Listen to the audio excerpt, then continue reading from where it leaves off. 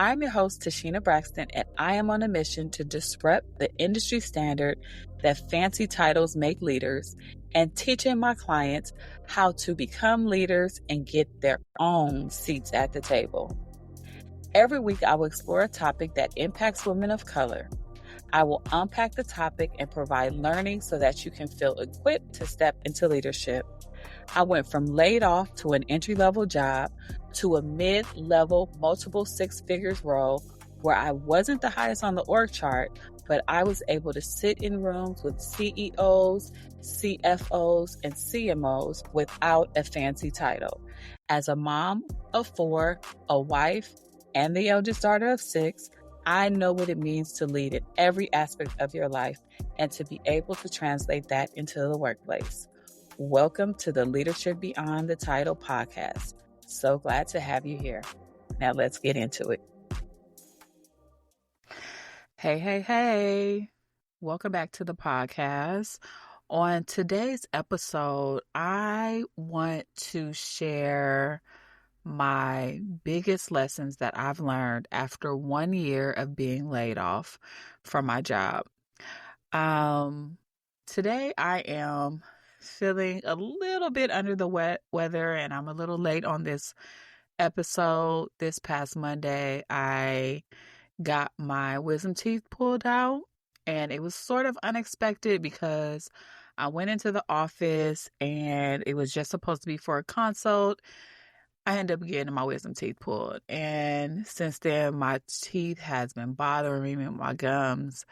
They gave me all type of pain medicine, and for the last couple of days I've just been resting and just kind of taking it easy and trying my best not to do a lot of talking, because after so long it is painful and it does hurt.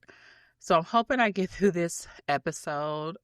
This one is one that I think is fit for the time that we're in right now. There are a lot of people who are being laid off from their jobs, and there is this feeling of hopelessness, I feel. There's also this sense of, what do I do next? I don't know what to do. This is disastrous. This is traumatic. This is like the end. And it almost feels like hope, like it's really this hopeless feeling. And so I wanted to come today because I really wanted to share my experience and hopefully give you something to think about so that you continue to move on, so that you don't give up. Okay. And so I am sharing the 5 biggest lessons that I have learned since losing my job. And just to remind you of my story, here is how things went down. So, April 1st, 2024. Yes, you heard that right. April 1st, aka April Fools. And this is even more of a reason why I want to share this, because a lot of federal workers just found out that they were being laid off on April Fool's Day. And so I wanted to be able to share with you, like, the same thing happened to me. I wasn't in a federal job, but I definitely was in the biotech industry. And of course, they work with federal parties and they have federal contracts and things like that. I don't think my layoff had anything to do with the federal government at that time. However, it happened on April Fool's Day. So that morning, as normal, it was a Monday morning and we have our team call. And that Monday, I kind of felt like, I don't feel like getting on this call. Like something was telling me not to get on. And I got a text message from one of my colleagues who said, you need to get on this call right now. So I got on the call and everybody was on the call, including my boss's boss. And so I thought, oh, this is odd. And he said, hi, TaSheena, welcome to the call. I just want to let you know that I just shared with the team that your team will officially be displaced. And yada, yada, yada. He went into a whole bunch of explanation about it. I actually don't remember what the explanation was, because after he said your team will be displaced, like, it got blurry. I wasn't thinking about it. Anything else he had to say, it was just like, Nom, nom, nom, nom, nom, nom, nom. I think it's either the Peanuts cartoon or one of those cartoons where there really isn't any sound, but they're talking. It felt like that. And I was on a Zoom call. I turned off my camera and I ran to the door and looked outside, and my husband was outside, and I was like, oh my God, I just got laid off. And he was like, come on now, quit playing, right? Because again, this is April Fool's Day. This is April 1st. And I was like, no, I'm serious. I just literally got laid off. And he was like, what? And I was like, yeah, let me find out more about what they're saying and I'll get right back to you. So, because the call was still going on, but I turned off my camera, put the call on mute because, it was nothing else to say. Like, the guy said what he said, and I was like, okay, like, there's nothing else to say. Of course, they were saying there will be some conversations and some other calls following because we weren't the only team who got laid off. There were several people who got laid off. Unfortunately, or fortunately, most people did not find out till after we found out on April Fool's Day. And so it was like I had a number of emotions at that time. One emotion was I was panicking. And I thought, oh my God, what am I going to do? I'm not going to have a job. I have my kids. I have my house. I have to keep it moving. I have to keep going. I don't really know what to do. That was one emotion. Then there was another emotion that said, okay, I can do this. I've done this before. I've gotten laid off before. I can do this. It's not that bad. I will figure it out. God is going to be with me because he was with me the last time. He's going to be with me. Another emotion was like, dang, my mom is not here. So as I've talked about on this podcast, I lost my mom July 6, 2023.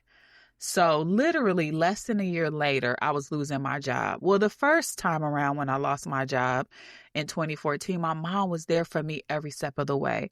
Her guidance, her suggestions, her things to do, how to do it, her helping me with the kids, her being a sounding board, all the things I did not have this time. And so there was some sadness in there in that I was thinking, I don't really know what to do because there really isn't anyone that I can really talk to really help me navigate this from a mature perspective.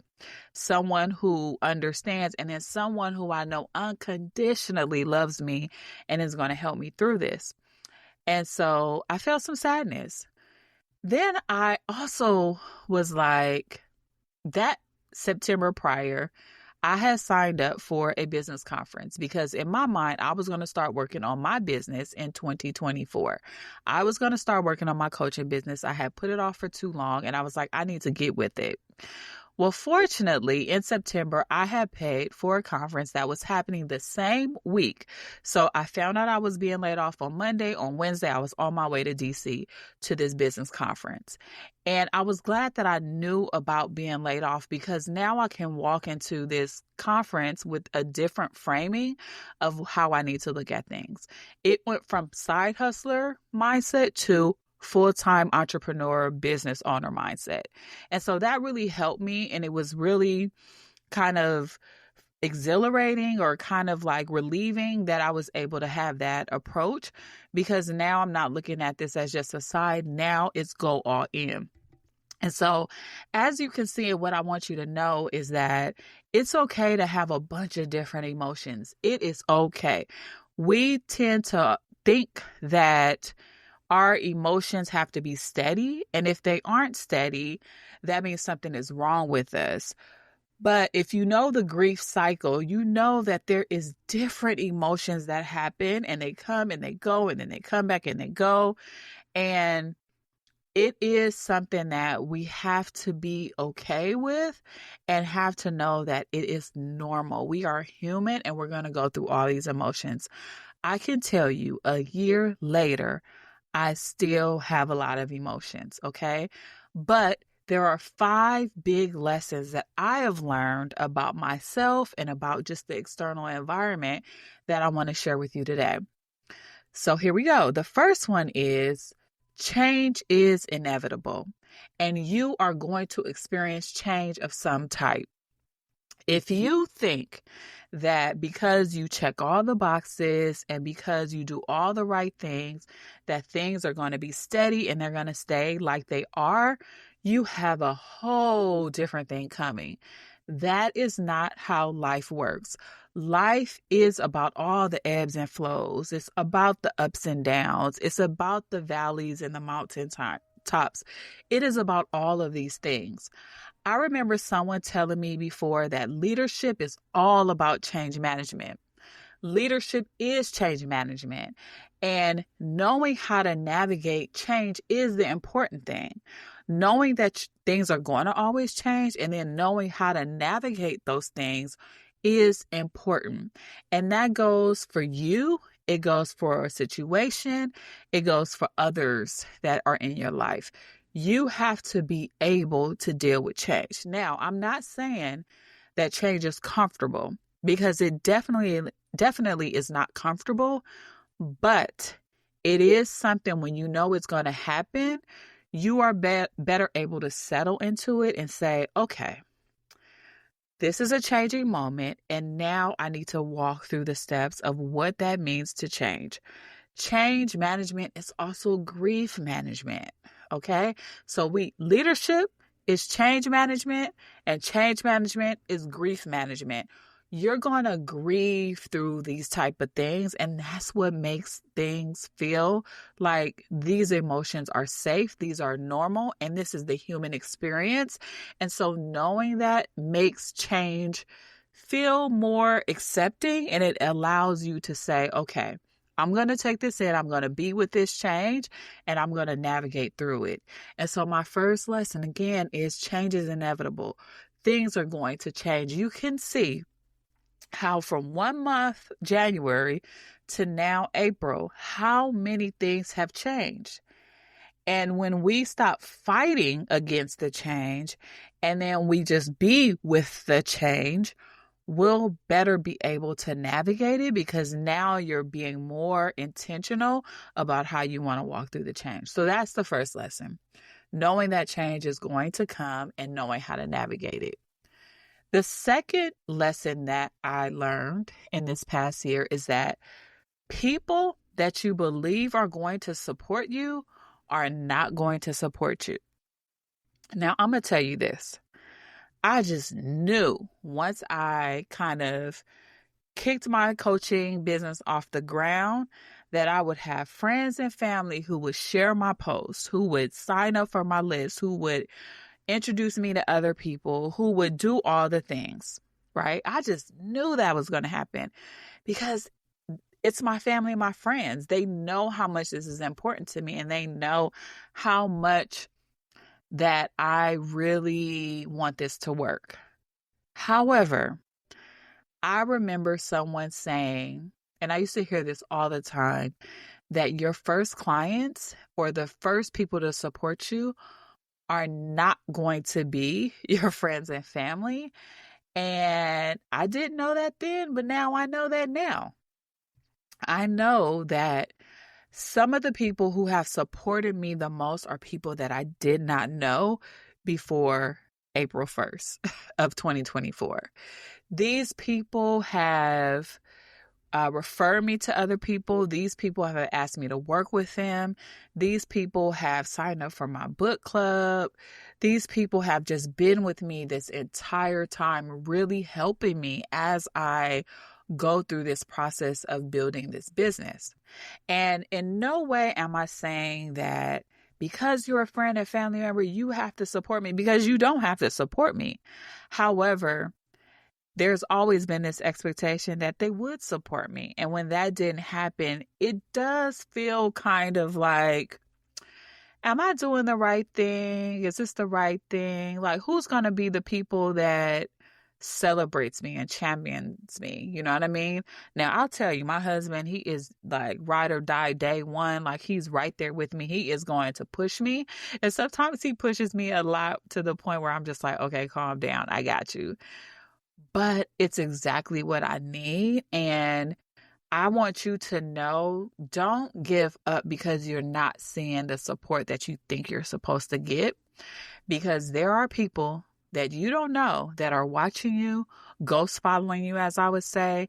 There are people who are speaking your name in rooms that you're not in, and you have to keep going and you have to show the consistency that this is something that you really want to do. And trust me, your hard work is going to come full circle and you are going to get the kind of reaction and the type of clients that you really want to get.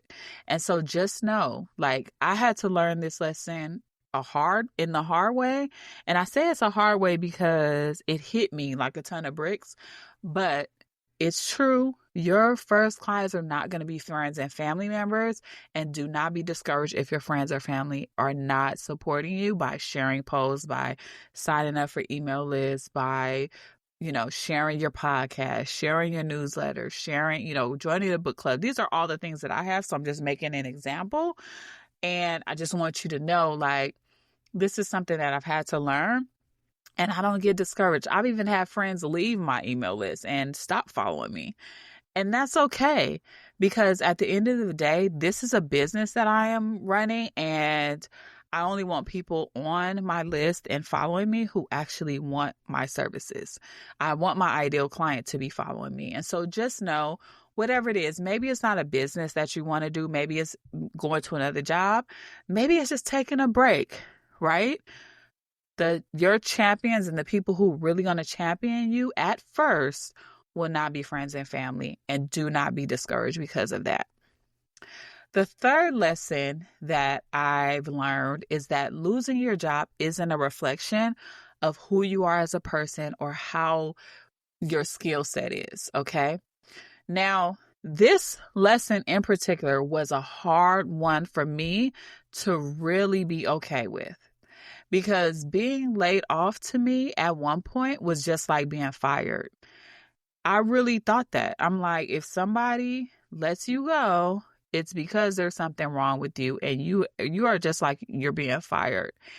And what I've realized, that it goes deeper, and it's really about the rejection that I felt from this. And so anytime you feel a sense of rejection or someone letting you go, there's a tendency to believe that I am being compared to somebody else and I'm not as good as this other person. And so that must be why I was let go. I know the first time that I was laid off in 2014 at 8.5 months pregnant, I thought, oh my God, they're letting me go. Not because I'm pregnant, but because there are other people that are better than me. They don't want me. Like, I'm doing amazing work. I am sitting here at the headquarters. Why would they let somebody go at the headquarters? It must be somebody that's better than me, no matter my skill set. The same goes when I got laid off recently, is I'm thinking to myself, okay, I got a master's degree. I got buku certifications for coaching and personality tests and all the things, change management certificates, all the things. Like, I know I got all the things, so it can't be, is someone better than me? Like, really, all of these things are going through my head. But I realized that it had nothing to do with my skill set. It was a business decision. And sometimes those business decisions aren't the right decisions, and that CEO or that leader will have to bite that and take it when they realize that it was the wrong thing, if it is the wrong thing.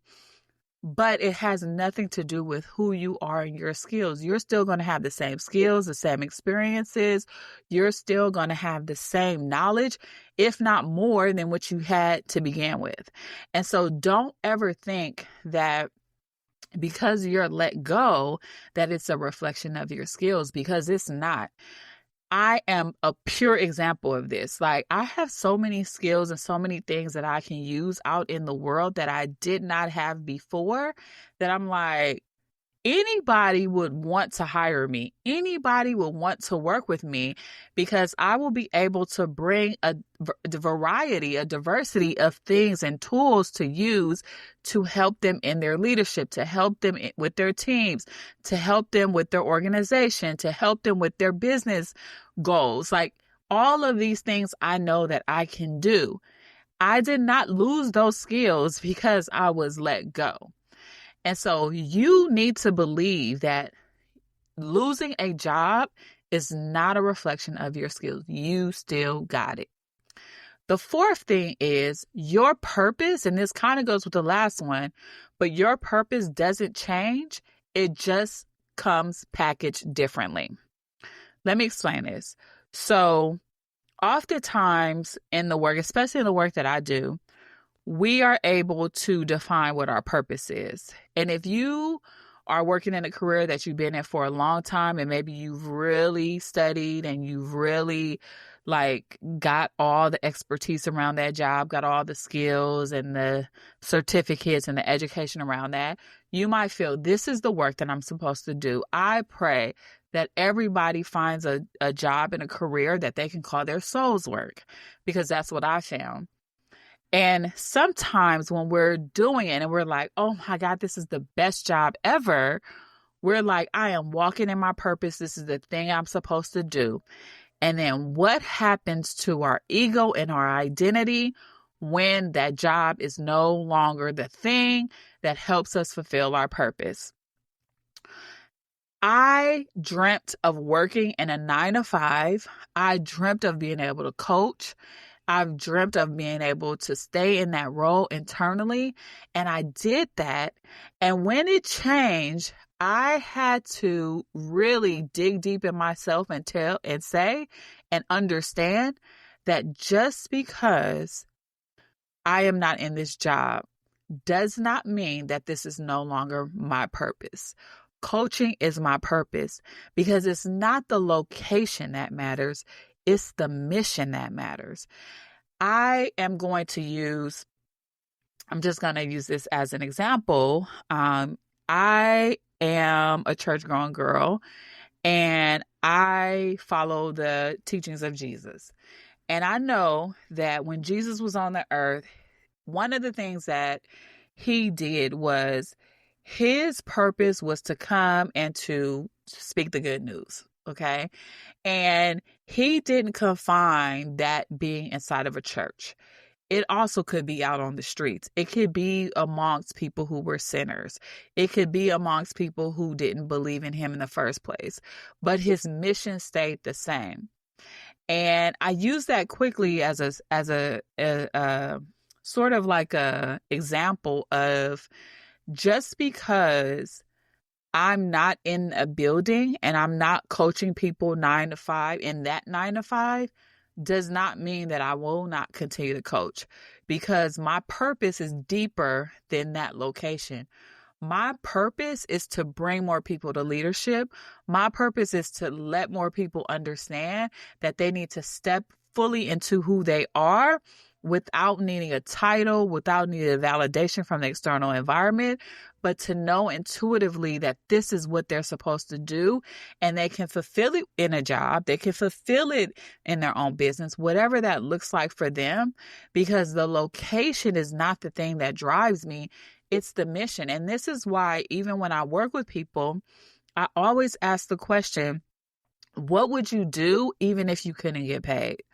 What would be the thing that will keep you going even when things get hard? Because that is your purpose. That is your mission. And if I am going to do something only because it's convenient to a location, because it's in San Francisco, or it's only in tech, or it's only in medical, like only in education, if my purpose stopped there, that probably really isn't my purpose. And so I want you to know that your purpose, when it is official and it's locked in, it will be packaged differently. It can change. That's when purpose changes. When people say, does your purpose change? It changes locations. It doesn't change relevance. It doesn't change what it is. It just comes out and looks differently. Hope that makes sense, okay? So know that you don't have to throw away all the work you've done. You don't have to say, I'm not doing this anymore. Stick with that and find the location, the event, the atmosphere, the environment that actually says, this is what I'm supposed to do in this moment right here. Okay. When people are feeding the hungry, sometimes they do it in an organization. Sometimes they do it in church. Sometimes they do it on the street. Sometimes they do it in school. Sometimes they do it from their home. Sometimes they're donating on Cash App. Sometimes they're donating on TV. Like, it's a different location, but the purpose and the mission stays the same. Okay. And I had to learn that and I had to understand that. Like, my purpose will not be shaken up and diminished or thrown away just because I'm not in that building anymore. The mission still continues. Okay. The marathon still goes. All right. And then the last lesson that I've had to learn is self-trust is the most important thing. I've had to go deep, deep, deep, deep, deep on this one because we often think that we trust ourselves and we say, I know that I can do it. I know, like these mantras, I know I can do it. All I have to do is keep going, never give up, all of these things. But we really don't trust ourselves. And there were so many times that I had to, when I look back, I had said things like, I could do this and I'm going to keep going.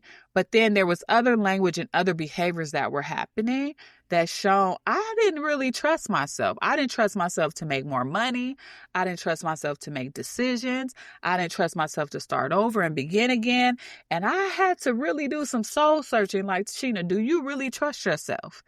Because a lot of us think that we can do it and we can move forward. But do you really trust yourself? The way you know that you actually trust yourself is that you keep going even when someone else tells you to stop. You keep going even when it's hard. You don't give up on your purpose. You keep your purpose. You don't say that you lost your skills. You keep moving and you keep developing other skills. You know you trust yourself when you know that you are the person to make it happen. You're not depending on someone else. You're not letting the external environment tell you what you cannot do. As a Black woman, there are so many messages and so many things that come at me every single day that try to tell me, TaSheena, you can't do that, girl. That's not going to happen. You're a Black woman. You can't say these things. Nobody's going to accept you. You look at your hair. You got red braids. Oh, you like to wear a bright lipstick. No, TaSheena, you're not the skinniest girl. There are so many messages. But you know what? I trust myself enough to know none of that even matters. Because when I open my mouth to speak and when I show people what skills I have and when I help people solve their problems, they're going to know that I'm the right girl for the job. Amen?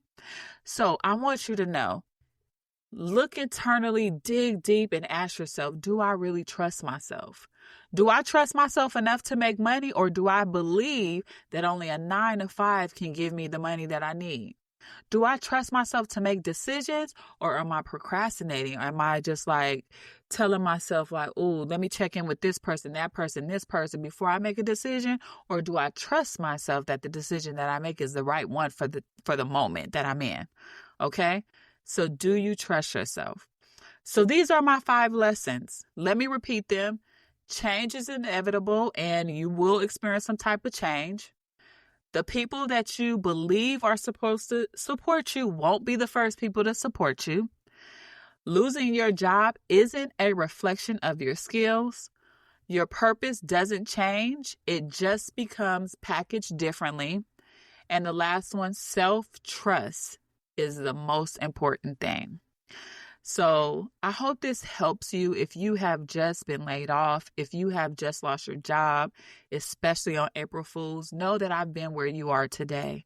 And I understand the different emotions that you may have right now. And I want you to know that it is okay to grieve. It is okay to take some time to figure things out. And it's also okay to say, you know what? I'm going to take this route or I'm just going to stop for a while. It is okay because the decision is yours. I also want you to know that nobody can stop you but you. And so you get to decide what it is that you are going to do next. You got this. God got you. And you are going to be able to overcome this because no one has placed this job. Your what you get in your life is not dependent on this external world because there's a higher power, God, that is helping you and that will be your resource, that will supply all your needs. And so when you are feeling like, oh, but the government, oh, but the tariffs, oh, but they're doing this, no, trust and believe in yourself and trust that God got you. I hope you understand that there are many people out there who are going through the same things that you are going through. So create your community, come together, and lean on the people who will support you and who can really help you navigate through this. So I hope this podcast was helpful. And if you need anything, please don't hesitate to reach out to me, to ask me questions, to get my advice. I am just a click away. You can get my email or where to find me in the show notes. And I would love to support you. Join my email list. I do a lot of content and a lot of more detailed things in my content, in my email list, to give you just a little bit more, flavor and color and more tips for your leadership. Remember, you don't need a title to lead. Leadership is more than a title. And if you have ever led in a capacity as a parent, as someone who has mentors to someone, you could even be a people manager. You could just be somebody who has led a project, a team, an employee resource group. You could be somebody who has never had direct reports, but every single day you get up and you lead your household. That is a leader. So take this time, do what you need to do for yourself, and I hope this was helpful for you. Talk to you next week. Bye.